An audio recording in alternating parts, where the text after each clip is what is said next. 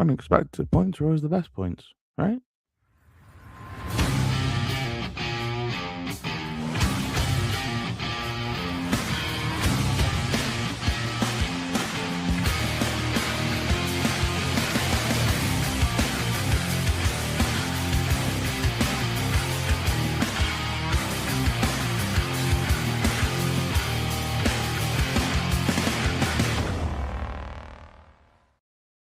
Good evening, everybody. Welcome into the From the Valley Flow podcast. My name is Callum Alston. I will be your host as always. We finally hit episode 50, so thank you all for sticking through 50 of these. One man, there's microphone. Chatting through Nathan Jones on his side. It's been a bit of a roller coaster, but where we're trying to get to doesn't feel too far away now. After a massive result and sort of a massive, at least defensive performance at Southampton yesterday. Anybody who had the misfortune of having to get on one of those replacement bus services back from Southampton will share my pain, but it made a lot easier by taking a point back. With me, we'll say hello to a couple of people and then I'll go through my thoughts on the match. Hello to Sam, as always. Hope your journey back was easier than mine. It was dreadful. It was dreadful. Fair play to Eastleigh for having the spoons opposite the station, though. Big plus for that. Massive point if we can pick up 3 points on Tuesday evening. It's a decent week. Yeah, we'll come to West Brom. That game now is so important. He's also mentioned the women's team through after a 1-0 win away at Oxford United. Congratulations to them. Hopefully they'll get a big draw when the draw's done. I think it's tomorrow evening. Hello to Robert. I was expecting Charlton to get something at home to Pompey, but I wasn't expecting anything away at Southampton. But what do I know? To be honest with you, mate, I think that everybody thought exactly that. And that probably what makes that point feel so sort of precious. Hello to David. Good evening. I never saw that draw coming at Southampton. The team gave everything and more. Yeah, they did. They did. I was thoroughly impressed with just about everybody in terms of effort levels, and we'll come maybe to the quality a little bit later. Has everyone seen Sheffield Wednesday finally got relegated this afternoon? They did, and they got relegated at the home of their rivals. You can ask a Crystal Palace fan how that feels. I'm sure those of them of a certain age will have a lovely recollection of being relegated at their rivals' home. Nudge, nudge, wink, wink. Hello, Stuart. Great afternoon. Great point yesterday. 10 points more to get from 13 games. Yeah. I mean, you look at the games you have left. A lot of home games in there. It feels as if we win on Tuesday and we're basically there. You've got the Sheffield Wednesday, obviously, game coming up in April. But yeah, you're looking at it. You're looking at it and feeling pretty positive, I think, as almost as long as we don't lose on Tuesday. But yeah, it's about 10 points. 10 points, about I'd say it's probably 12 with the way Sheffield Wednesday are at the moment. I think four wins out of 13 games to go. It's definitely doable, especially when the majority of those are still home games. Hello to Paul, as always. Hello, my man. Hello to Tommy, very point by the boys. That's more like it. Yeah. Proper sort of grinded out situation. Poor Bowen, lovely 5.5 mile walk due to the rail replacements. Absolutely horrendous, mate. Absolutely horrific. Stuart asking if 50 will be enough this season. I think it's going to be about 52. And the highest ever was 56, and there were 2 teams that were very bad that year. What makes this year really funky is you've got Sheffield Wednesday giving everybody points left and right. And then you've also got the fact that the top 2 aren't as dominant. So that means that instead of the top 2 sort of looking like they're going to get over 100, they both sort of look as if they're in the mid-90s maybe, which last season would have made you finish 4th. So, there's a lot more points kind of sloshing around. I think mid-table is going to be slightly elevated. But it seems to be the mid-table sort of cannibalising itself, so everybody's taking points off everybody. But you are starting now to see your Stokes, your Prestons, even your Hulls to an extent start to slip away a little bit. So got Preston at home towards the end of the year.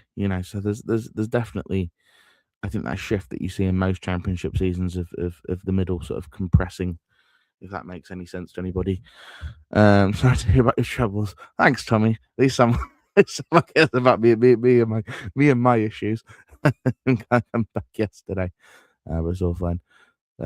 Southampton took the coaches back in Charlton by 8:30. It's not too bad. It's not too bad in all fairness. But yeah, it was all right. And then Portsmouth took one look at the queue at Eastleigh. The local Uber drivers must have, they must have been very, very happy. Let's put it that way with the surge pricing. We waited until about 7, and still the replacement bus we got on was absolutely packed.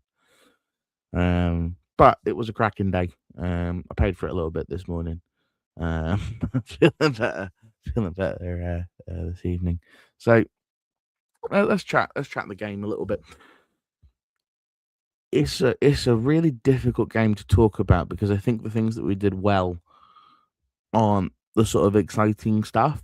We did, I hate to use the Nathan Jonesism, but we really did do the basic bits of the game well yesterday. We defended well. The shape was good, which it wasn't against Portsmouth. We had a slightly more lenient official, which probably helped us because Sir J. Collins really. I'm not sure one of those shouldn't have been a booking, so he's sort of able to make these 3 tackles that probably if the first one's given the right way. He probably doesn't make the second or the third. We may have had more sort of trouble, but because the referee was a little bit more lenient. But he was lenient for them as well. So I don't think he had a terrible performance at all, to be honest with you. But because he was more lenient, I think that helped us out. I think we're able to step up a little bit, allowed to be a little bit sort of wider in our shape, a little more expansive in that sort of setup. I thought that the midfield looked a lot better. That was a really quite good Greg Doherty game, I thought, actually. But that's when he's at his best, when he's just sort of breaking up the lines. Connor Cody very much was almost a 6th defender for most of that game. Was sitting very, very deep. Thought Coventry came on and played pretty well when he was on as well, playing basically the same role. There wasn't sort of an expectation that you'd have to go forward much. And then we really just tried to hit them on the turnover, right? So you try a couple of balls over the top to Lyndon Dykes, a couple of balls out to Tyrese Campbell. But Southampton were dominant, but it wasn't like Thomas Kaminski had really had any saves to make. He made 1 in the first half, which was kind of awkward at his foot. He made a couple of punches in the second half. Can't talk about the goal, to be fair. But it wasn't like Southampton were absolutely peppering us. Their XG was 1.27. They scored a goal out of it. That's about right. Ours was 0.83, and we scored a goal out of it, which is, again, about right. So it was a weird game in the fact that we were getting absolutely dominated. I don't know where they got 10 minutes at the end of that game, by the way. I don't know where 10 minutes came from. But yeah, it was a performance where we didn't create very much, but we didn't have to. We're really, really unlucky in many ways not to get the second goal as well, because the one that sort of dribbles across the line. I think Stuart sort of brings up a good point. We do better against the better teams as we can do what we do best, which is defend. Yeah, we're trying to kind of knock it on the counter. With the midfield options we have, it's difficult for us to dominate in games. But it's a really sort of challenging. It's challenging for us almost to play a pumpy, right? Because they want to give you the ball a little bit, right? But we don't really know what to do with said ball. Stoke, in many ways, was sort of quite a perfect side for us to play against because they like to have the ball, but they don't do a hell of a lot with it. So at some point, you think there's going to be a transition, and they made one mistake and we punished them for it. Well, Southampton didn't necessarily make a mistake per se, but the one time they didn't sort of cover in a midfield moment. He doesn't drop right into the right shape. I don't know why Shea Charles came off for them. That's probably more of a Southampton question. I thought he was pretty dominant in the game. But the guy doesn't cover his man, and Carey just kind of slides in the back there, and that allowed him to have the shot. I'm not 100% sure Perritt shouldn't save it, to be fair. But I think the ground was slippy. I think it's one of those where if Kaminski doesn't save it, you look at it and go, I don't know. Knowing our fan base, it would be Startwell Mannion if that happened. But I think that was, to me, I think that's one where I think the wet floor probably takes it past him. It just sort of slides, and the ball sort of twists a lot quicker than probably normally it does. And I think the weather helped us in that sense as well. I think it was hard for them to play nice football. I'm not entirely sure they spent 20 million or whatever it was on Fellows. I didn't see much from him. I don't think Finn Azaz was great, and I thought Finn Azaz was really good at the game at the Valley. Scienza. If they don't go up, someone's surely going to buy him. But yeah, James Bree was good against us, to be fair. But their goal comes from, it's not great positioning from Lloyd Jones. It's a wonderful header from Ross Stewart. Right, he was basically the championship version of Chelsea Nikkei, right? A player that can't stay fit, but when he does play, looks like a level above physically. That's a lovely, lovely header. Keeping going nowhere near that. But he shouldn't be allowed really to get the ball into the box, and Lloyd Jones should be tighter to him. But I said this when I was having a discussion about Amari Bell last week or early in the week, whatever it was. God, time, I don't know what time it is anymore. I don't know what day it is. But yeah, it happens so rarely. And to be honest, it's Stewart. He's going to make a good movement. It's the championship, right? I'm not going to sort of microanalyze every moment a player makes. Should he have been tighter? I think so. Right, but sometimes you have to chalk it up and go, look, it's a good player crossing to a good player. Lloyd Jones led pretty much every other defensive stat we had. So, it's one of those. It's one of those. It's a good goal. We have to sort of see it that way. But really, other than that, there wasn't loads and loads of moments where you were sort of sat there or stood there, depending on what you were doing in the away end, sort of worrying until they put the 10 minutes on the board, and then I started to really worry. But we really had the best chance of that second half. That ball that went across the box, I think it's Cody, just can't sort his feet out. I don't know what he's doing in the box there, but we easily could have smashed and grabbed that. That was a proper Nathan Jones away at a better side sort of performance. I think Southampton fans have been really good about it. Actually, a lot of them said, look, we let them turn it into a Nathan Jones game. It's unfortunate, but it happened. And I thought, there hasn't been any sour grapes from Southampton fans. I think that they've been pretty fair and balanced from what I've seen. And, they expected to win that game 3-0, yesterday. And it didn't happen that way. And a lot of that was us sort of busting a gut, most of that game. We didn't see that on Tuesday. And so it was good to see it on the Saturday. So that was why, and I don't know if he's in here, but Mark was sort of saying it, and I agreed with him at the time. In context, you hope that Tuesday night was just a bad day at the office. I think that from what we saw on Saturday, that looks like it hopefully it's the case. It's always going to be hard going somewhere like that. And I would have snapped your hand off before the game for a point, so I'm not going to sit here now and say that I'm disappointed. They're missing Armstrong, Robert, because he's been sold to Wolverhampton. So they're missing him. They've got Cyril Larin, is it? The Mallorca striker. And they have Ross Stewart. Yeah, if that was Kaminsky, we'd get the blame. That was the joke. The joke. The shot was accurate, but hardly want to push on his power drivers. Yeah, it sort of slides across the wet grass, right? As a former keeper, I'm sure Sam will say it as well. Like you just can't get, you get to it and it's wet and it's slippy and the latex and the gloves doesn't quite stick to it and it sort of spins and it's difficult, right, for goalkeepers in that sort of weather. I was quite happy second half. So Thomas came for a couple of punches. Nathan mentioned that as well in his press conference about those being really, really important to sort of very decent punches. He looked relatively assured, and I thought actually on the ball he looked okay. So again, you just hope Tuesday night, as I say, was an aberration because we cannot have that happen at West Brom, which we'll talk about in a minute. It's pleased for Kerry. He definitely had to take a massive confidence from it. Yeah, he's got 9 goals. Right, he's got 9 goals as a midfielder. There was a ball he didn't play in the first half. Anyone was next to me will know that I lost my mind because he's still not doing it. But it's one of those where, again, I don't want to be critical of a player that's got the output that he does. Right, the output is fantastic. So it's hard for me to sit there. I just think that there's probably 4 or 5 assists that he doesn't have this season. Just via playing the simple ball, and that is quite frustrating. I wonder what type of game we'll see at West Brom. They're unlikely to come at us as much as Southampton. It's going to be stodgy. It's going to be very, very, very stodgy, and you hope it's going to be more like Stoke than anything else. That's a team in absolute disarray. That is a toxic fan base. That's going to be a stadium that's going to be toxic. I cannot imagine it's going to be massively full on Tuesday night. That's the game. If you get an early goal in that game, they're going to turn. I haven't won since the end of December Massively important game. We'll come to in just a little bit. They miss Armstrong, and I sort of move. They miss Armstrong at the Valley. What Armstrong did was he sort of pulled Lloyd Jones out of the middle and then played it into space. He's a very, very good passer of the ball, considering he's playing striker, and we just couldn't cope with it.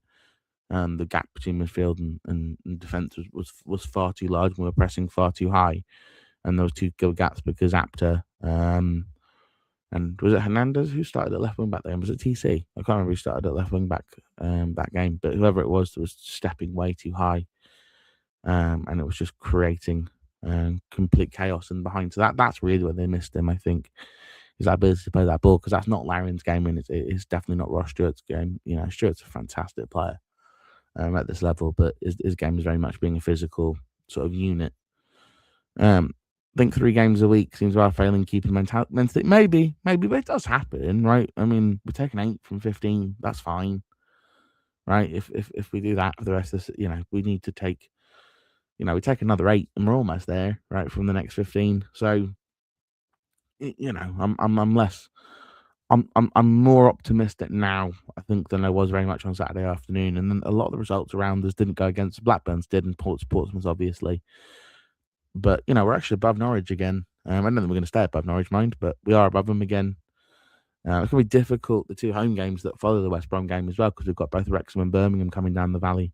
Ending both their playoff dreams would be very nice, but it's going to be a difficult one. I absolutely hate that Wrexham fixture because it ends up being, well, I don't know what to say with it. I think anyone should be able to watch football, but the types that show up for that sort of game. If you were at the home game last season, you'll know exactly what I mean. Kerry does need to work on his decision making. Then he'll get as many assists as goals. Yeah, he does. And that will come. He's young. I'm not. He's a player that I'd very much like to have some real competition next to as well, because I think he can have a couple of games at a time if he's not contributing goals, because he's not making those passes. He's not really impacting games. He's not good enough defensively to not be having that sort of output. Any changes? This is difficult, because I think in the game on Saturday, Kane Ramsey playing right wing back made sense. He should have played right wing back when we played him at home. I think Colin Sejenje was good enough that he should be given another start. I think the only change I can think of would be, does he keep Ramsey in there because Ramsey doesn't offer you too much going forward in a game that's going to be very, very stodgy? Or does he want to bring Harry Clark in to have a bit more sort of impetus going forward? And then the other question is up front. I don't think he'll change it. I think he'll go with Addicks and TC again. I don't think TC was the problem yesterday. I know some people may disagree with me on that. I thought it was absolutely fine. He did a job. Right, his job was to basically try and force the left-hand side of the team back and drop into midfield defensively when he had to, and I think he did that job. Do you need someone to do that against West Brom? I'm not sure. They've got 2 very small centre-backs. It didn't work against Portsmouth, but, there may be a temptation to bring Lee Burn back in. I thought Lee Burn was very, very good when he came on, actually, to be fair, on Saturday. Is there a temptation to change that? I'm not sure. But that would be kind of it, I think. And the rest of the team sort of picks itself at the moment. And you kind of have to ride the roller coaster. I put Clark back in, then Collins out for Ramsey. Yeah, Sechenje Collins, sorry. Yeah, Collins Sechenje, that's the way around. Yeah. I wouldn't mind seeing more of February. I know why I didn't see him yesterday. That may be an idea against the West Brom team. If in that game you're playing for an hour, it's 0-0 and they're still sat back, getting like a February on, I think, would be really, really useful. I think he was unlucky not to come on yesterday. It wasn't a game for him. Like you cannot play a winger against Genza. He will just rip it to shreds. I mean, he almost ripped Ramsey to shreds, and centre backs to shreds. It turns out it's just what he does. So you couldn't bring him on. I think that, especially to be equalised so early. But I think that you're probably looking. He's a player that in a game like Saturday, Tuesday, it may make sense.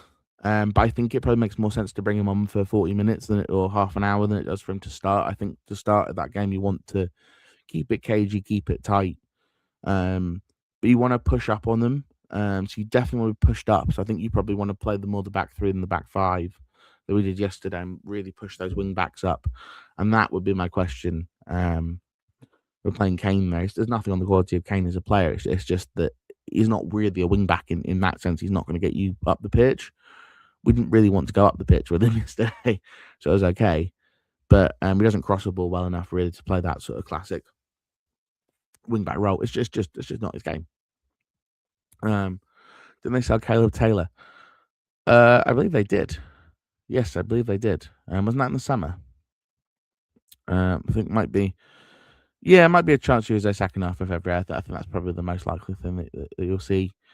I would actually approach it quite similarly to how you approach Stoke. I think there's a lot of similarities. West Brom don't necessarily have the quality. If you can get a goal early, as I say, if you can get something, that they will almost certainly capitulate. They're in that sort of run. I said we are in the 22nd of February. They last won a game on the 29th of December. Right, like they are not. They are on a genuinely horrendous run. They haven't won in 8 games under the new manager. They were knocked out of the cup under this manager. The fans want the manager gone already. It's a total mess. And you look at the math and you go, if you can win at the Hawthorns, you're basically there because you look at Sheffield Wednesday and you go, okay, if you can, as long as you make sure you bank those 3, you're on what, 46? You need 6 points from 12 games, right? Most of which are at home, a lot of them against tank teams in mid-table. I think that, I think that Southampton don't bring that stat up. We always mess it up. I mean, this is, I guess the thing I would say is that from this position, if we do go down, that's of our own making, right? We are in a position here where we are set up to stay up, right? If you look at, we still, as I say, we still have a game against Wednesday. We still have a game against Oxford. We still have a game against Norwich. We still have a game, against a team like Bristol City in 12th, who probably won't have much to play for, right? Like, we've still got a game against 10th place Preston. We'll see how these sort of players kind of, we'll sort of see how these players, how these teams sort of do over the next couple of months, and that may change the thought process. But the schedule isn't horrendous for us, and we play better against the bigger sides anyway. So, look, it's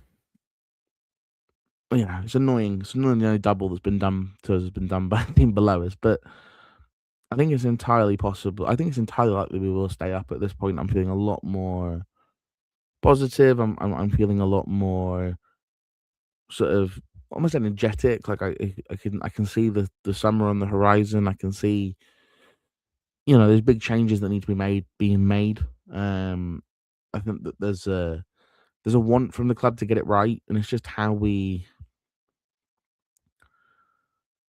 kind of how we get there. Yeah, I didn't realize Wickham didn't own Caleb Taylor. Used to like him. Yeah, he was a great player. They loaned him and then brought him back, and he barely played for him, didn't he? There's something like that. It really messed with Wickham. That and Bloomfield going really messed him. I think he did go back to him in the end, but anyhow. So look, I think that the way to kind of look at this next game is that it really is potentially sort of season defining, right? If you beat West Brom, you can, and as long as Leicester don't get anything at Middlesbrough, right, you could be 10 points through the relegation zone with 12 games to go, right? The likelihood of someone catching you up at 10 points, right, and you've still got to go to Hillsborough, and you've still got to go to the Kassam, right? Like and most of the remaining games outside of those are at home, right? It feels very much like we're sort of rounding the corner now, and we just need to get to the end of it, get to 52 as fast as possible, and then we can see where we go from there. Right, we're gonna call it on a short one, on a Sunday. I am shattered. However, I did want to mention it looks like we could be doing Spurs away next year, guys, because that Spurs team is absolutely diabolically crap. So we may be going to a really nice shiny stadium that's not a long way away from us. It just turns out it might be Spurs rather than West Ham.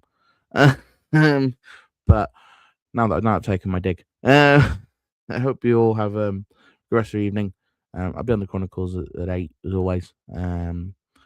But yeah, thanks for tuning in. Thanks for getting us to 50, and then onwards to 51 on Wednesday, after the game at the Hawthorns. All the best, everybody. Bye for now.